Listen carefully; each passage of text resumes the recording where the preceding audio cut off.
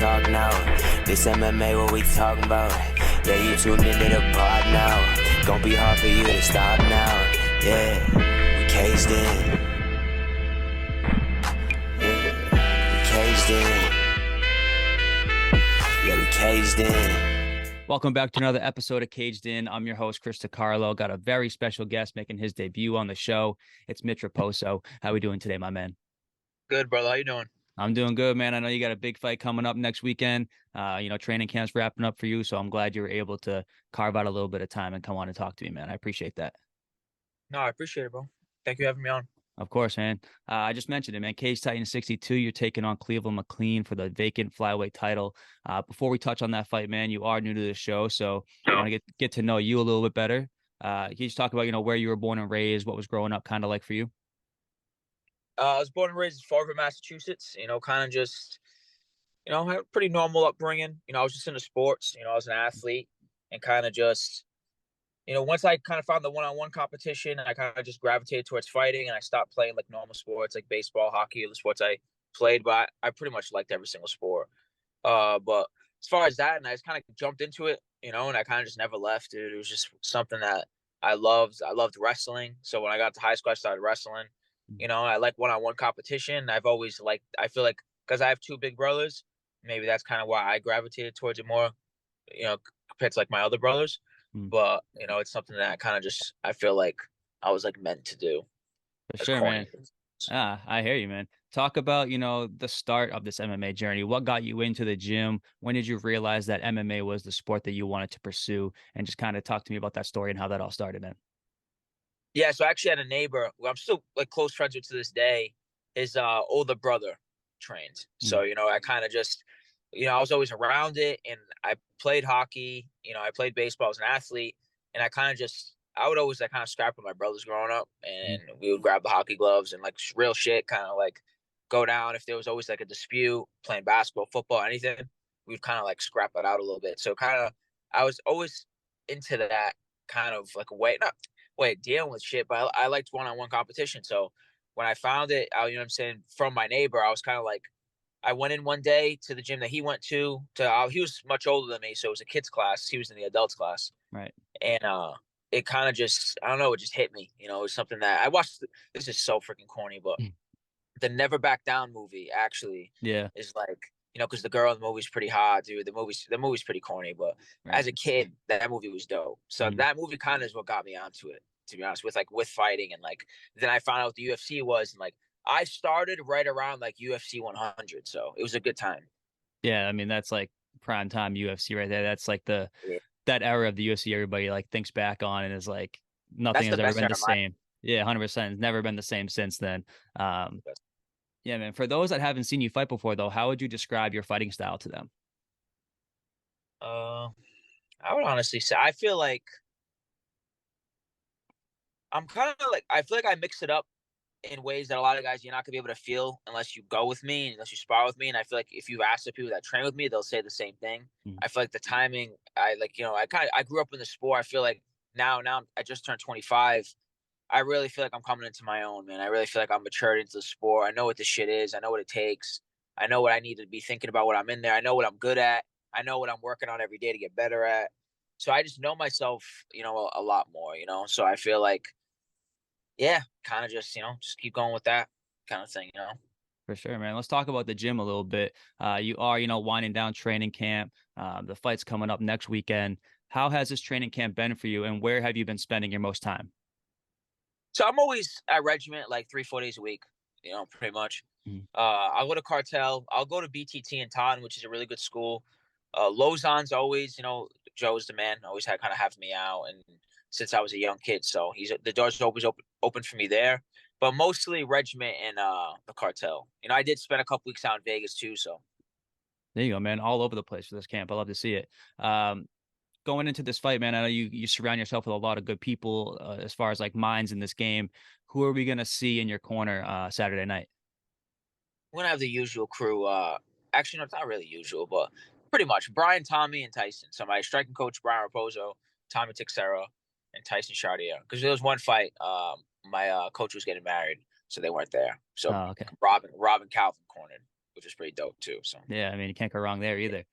Let's get into your fight history a little bit, man. You are 8-1 as a pro with 6 finishes. The current CES flyweight champion, and even as an amateur, man, 6-0, 2 titles there. So very, decorated MMA career thus far, and you're still young at 25 years old. How have you been able to maintain, such success and like such a high level of performance, even just being in this regional scene so far? I feel like I live the lifestyle for the most part. Like I feel like for the most part, that's really what it takes, right? Like a little bit of luck, dedication, having some natural talent, a good support system. A lot of stuff go into this. Goes into sport, goes into long-term success. So I kind of just try to focus on the things I can do. Like I just focus on getting better every single day. I focus on improving. I'm constantly watching fighting. Like I'm pretty obsessed. Just even in a way that's so normal now because I've been doing it for over a decade. It's like, when I have my usual routine, I'm constantly watching fighting. If I'm on my phone, I'm on Instagram, I'm looking at fighting. Like my lock screen, some type of fighting bullshit. It's Mike Tyson holding like $100 grand. Oh, yeah. You know what I'm saying? Like that fighting is just what I do. It's you know what I'm saying? It's kind of what I go to for everything. So, that's really it, man. There you go. In 2021, I know you were on The Ultimate Fighter competing as a bantamweight. Although the tournament necessarily didn't go your way, what did you learn from that experience and being on the show? For one, at the time, you gotta look at the guys that like I fought, and like I was supposed to fight. I'm glad I saw your interview with McLean. Mm-hmm. I was supposed to fight him at 3-0. Like those are the type of fights I was taking when I was 3-0. And like when people talk and say shit that I don't take this and that, ask Michael Pover. There's a lot of pussies in New England who say no to fights. I've never said no to a fight ever. So at the time though, I still don't think I think I was still like, I was still young, on the Ultimate Fighter. So I didn't really believe in myself as much as I do now. And obviously after losses and things like that. So, going in, the best guy I fought was Matt Almy, who was good. He beat Richie Santiago. He had some tough fights with Teki, and I made the fight look pretty easy. But even at the time, I was still growing. You could see that in my performances. Like, look at the fights before, look at the fights now. You know what I'm saying? That's not like, you know what I'm saying? Like, you can literally see, the improvement. So I think that's like the biggest thing is I really believe in myself. I went in there, I fought a tough 9-1 dude, from Ukraine, Ludwig, tough, very, very good wrestler. And I went in there thinking, just too much about him and, just the moment. And, I was 22 years old, and shit happens. And I feel like I grew so much. And then the Jake fight, which I saw that Cleveland brought up, which is, I like that, the stuff he's saying, I'm saying, I'm glad he's thinking that way, because I'll tell you right now, in this camp, I'm in a fucking war zone, dude. Like the rounds that, I'm saying, I put myself through this camp because I know what's on the line for me. And I know I go through him and I know what's next, and I'm glad he's thinking the way he's thinking. But speaking about the Contender Series fight, that fight came at a time, and I'll speak about it when it's, when me and Jake fight again and I get that one back. But there was a lot of shit going into that fight. Cleveland pulled out on me the week of the fight because of bronchitis. I fought with something a lot worse against Jake Hadley. You know what I'm saying? I don't want, like, people like to talk and talk and talk. I showed up when a lot of people wouldn't have. So I don't want to hear, you know what I'm saying? When he brought that fight up, I was like, we'll see. We'll see, dude. Like when we get in there, that's the best part. For sure, man. You have been on The Ultimate Fighter. You've been on Contender Series like we touched on. Looking back at that Jake fight, performance-wise, is there anything that you would have changed about that fight? I know you said you went through a lot to get to that one, but anything about the performance that you would have changed? Unfortunately, it didn't go your way. But anything about that fight that you would change at the end of the day? I would say honestly more like I got the fight on 2 weeks. I would say give a lot more respect to his grappling. Like I said, with what I had going on, I really couldn't train for the fight. Like I got the fight and then I didn't train and cut the weight, showed up to fight. Like that's just really what it was but I knew I could beat the kid, and I feel like in the fight it shows I could beat that kid. And I just lost focus, and I just feel like I really didn't give him enough respect in his area. And if you look at my Ludwig fight, that was an area of my game that I was still working on, So and that Jake's a killer in that position. Something that I've worked my ass off in the last 2 years to never make sure it never happens again, And I've trained with the right guys. Just in this camp in general, Cody Durden, one of the best wrestlers in my division. I've trained with over 20 rounds with Durden over 2 weeks, So I just think that fight, it came so fast, and the things that was going on, I feel like I just wasn't really, in the moment. And I kind of just, like I said, with the shit I had, going into the fight, I feel like, I kind of just, it kind of came and it went. And I really just wasn't in the moment with the fight and realized how serious of an opportunity it was. But it's just at the time, like I said, the weight, I had over 30 pounds to lose. Like, you can't miss weight on the Contender Series. Like, Yeah. the fight gets announced, there's no pulling out after that, like, and that's what I had to face. And I went out there against the number one kid in Europe, and people thought I was gonna get fucking smoked. So I don't, man. I just turned 25. Like, Yeah, man. fuck, man. People are gonna see. It is what it is, but people are gonna see. You mentioned it, man. You're still young in this game. There's plenty of growth and momentum for you to build and, get to that level that everybody knows that you can get to. But going into like after the Contender Series and whatnot, you've been on quite a nice streak, man. You're 3-0, captured a regional belt at CES. What do you attribute this momentum and this success to, and how do you continue to ride this into Cage Titan 62? Honestly, even like the Jay Viola fight, he's a tough guy. He's like 3-2 at the time. That was like my comeback fight. For Combat Zone and Encore, which was, that awesome promotion. Obviously, my boy Calvin Cater, puts on a great show out there. Mm-hmm. And that was kind of like my comeback fight. He had some tough guys. He fought Fernie Garcia, who was in the UFC, who went 3 rounds with him. And it was kind of just, to get back in there, obviously, coming off the Ultimate Fighter in the Contender Series. And then I had some injuries. I broke my hand. And then I kind of went into the Flavio fight, tried getting a different fight for that one. Ended up fighting Flavio, which I saw. Like I said, I pay attention to shit. Yes, and sir. I saw the shit dead. And even like, I give him that. Straight up. Dude was a black belt, good grappling, striking was ass. I completely agree. No problem there. And it took me to the second round. Bro, I was slipping everywhere in that fight. And I like to move whatever. Mm-hmm. I'm not going to get caught with something stupid because I'm slipping, whatever. I made sure. And then, listen, I found a nice shot. In my opinion, I think the knockout was pretty fucking sick. I think I could have got that with 10 seconds left. It doesn't matter. Look at the knockout. It speaks for itself. You know what I'm saying? Like, yeah, that was a good one. Come on. But good, whatever. He's got that. Like, you know what I'm saying? I'm not going to sit here and fucking whatever, dude. But, that was a good knockout win. I got that out of my, got the CS belt. But again, never said no to a fight. I've asked for Joe Pennefield. I've asked for Johnny Campbell. I was going to fight. Who was, I don't know if I could say this, but Victor Diaz, who was just on the Contender Series, said yes to him. I said yes to another kid out of Florida. It's like 10-3 or some shit. Said yes to him. Never said no to. I've never ever said no to a fight. And then these guys, I haven't challenged myself and shit like that, bro. I'm fucking trying. Partly, I'm sorry for my language. I'm trying. Man, you're good. You know what I'm saying? You got like, Tyler. At the end of the day, he was a 3-0 kid. That fight was supposed to be a lot closer than it was. You know what I'm saying? People were picking like a decision and it was going to be competitive. Fight was over in 40 seconds. Like, yeah, man, that was quite the shot for sure. But let's go. We'll see in this one. Like I said, I expect this one to be a good one, a tough one. And the way he's talking, I can see it going a lot of ways. The way he's talking, I'm excited for it. Yeah, man, we're definitely all excited to see it. Definitely a big one going down at Cage Titan 62 in the main event slot. As far as like the guys coming out of the region from Massachusetts specifically, we have Rob and we have Calvin. But aside from those two guys, we haven't really had a guy from Massachusetts really be able to go into the UFC and then break through like into the rankings and get into that title picture and whatnot.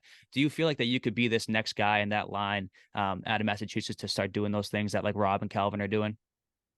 Yeah, 100%. Those guys are definitely.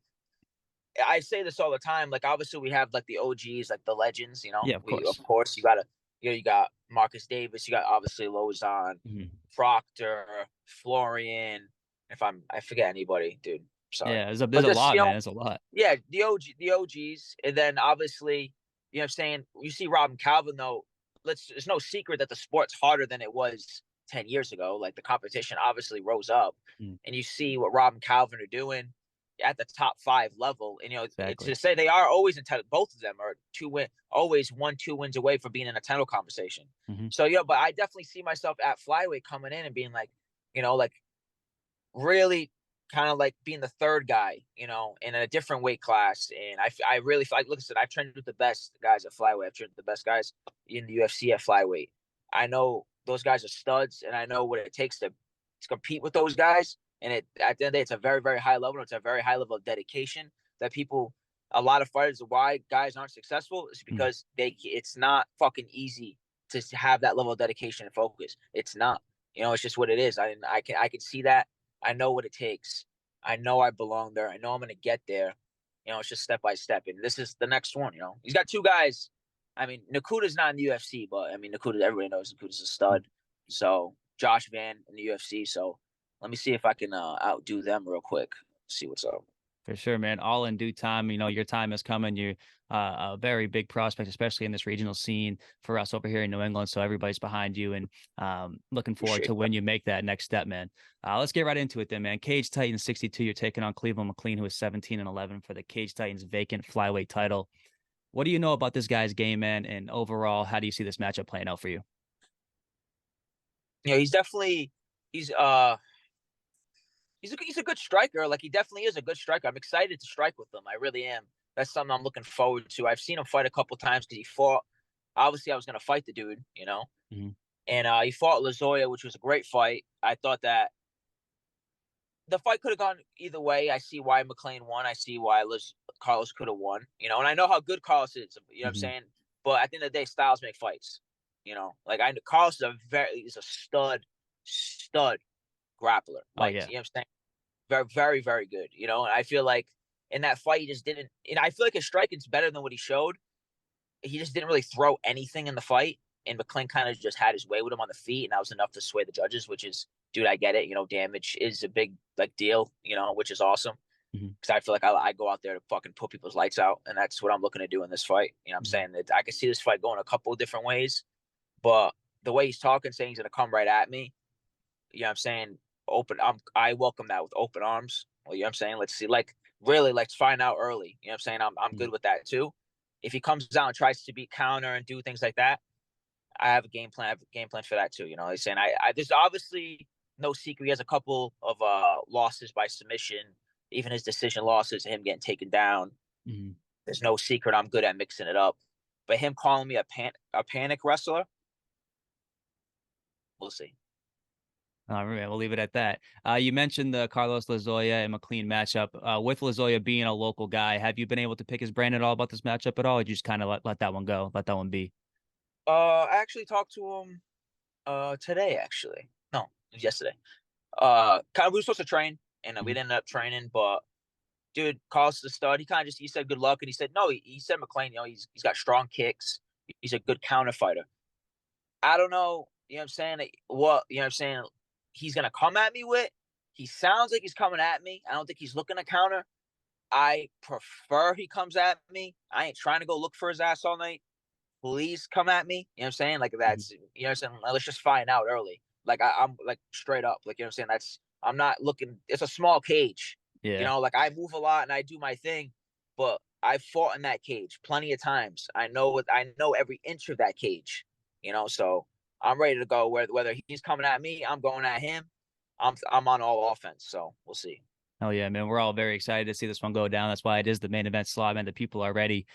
We mentioned a little bit that you guys were supposed to fight back in 2020. That was obviously some years ago when you were still, young and green in your pro career at 3-0. But looking back at that one, man, coming in from then to now, how have you changed as a fighter and as a person? And on the flip side of that, have you seen any change or any growth in him as a fighter? I'm gonna give this guy some fucking respect. He didn't give me any. You know what I'm saying? He definitely, at the time, I feel like he was a lot easier to game plan for and to beat, and I don't think he was as dangerous. I think he's a little more dangerous now.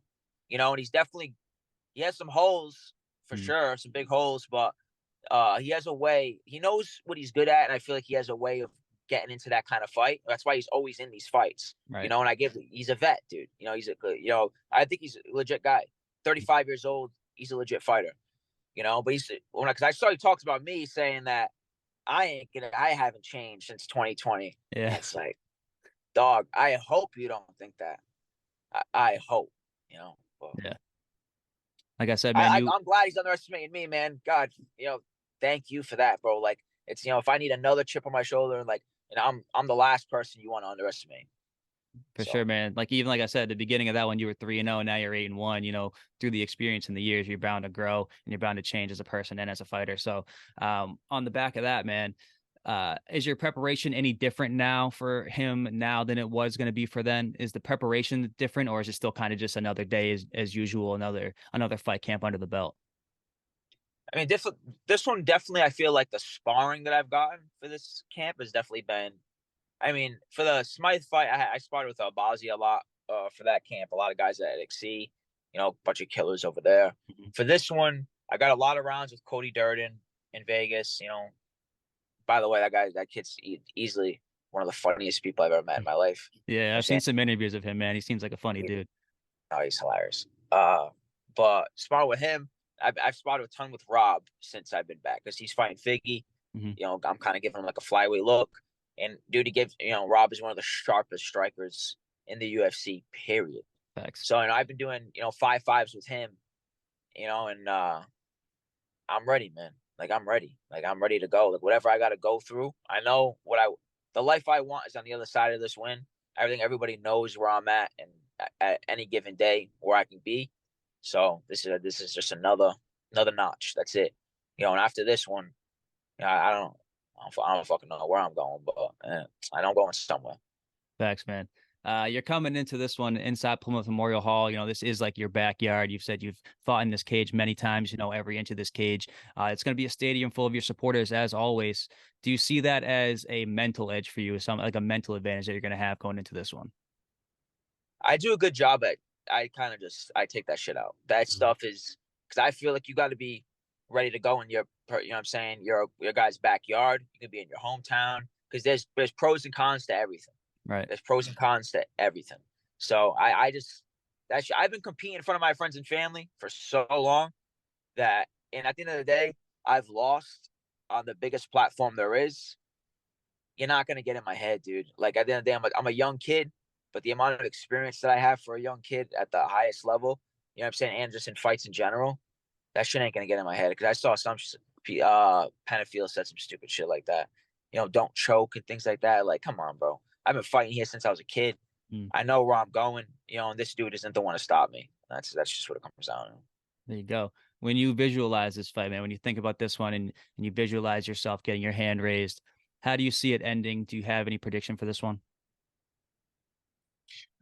Like, I could see this fight going a lot of different ways. I can see me submitting him. I could see me, violently TKOing him on the ground. And I could get just some things he said about me and stuff like that. I'm just like, we'll see when we get in there. And I don't mind the guy. This kid seems like he seems like a cool guy. I respect his game. Like, he's been around and he's beaten some solid guys. He's always in the guys he loses to. He loses to studs. But man, I would love to put his fucking lights out, to be honest with you. For sure, man. The fans inside Plymouth Memorial Hall, what can they expect from Mitch Raposo on November 11th at Cage Titan 62, man, once that cage door locks? Everything, everything I got. Everything's on the line. And that it always is. And I know where I belong, so I go in there with everything. I'll do anything. I'll do everything it takes to get it done. That's just what it comes down to. I'm a winner, dude. Regardless of people like to talk and where I've been and my mistakes in the past, that shit don't matter. We'll see on the night, man. I'm excited. Yes, sir.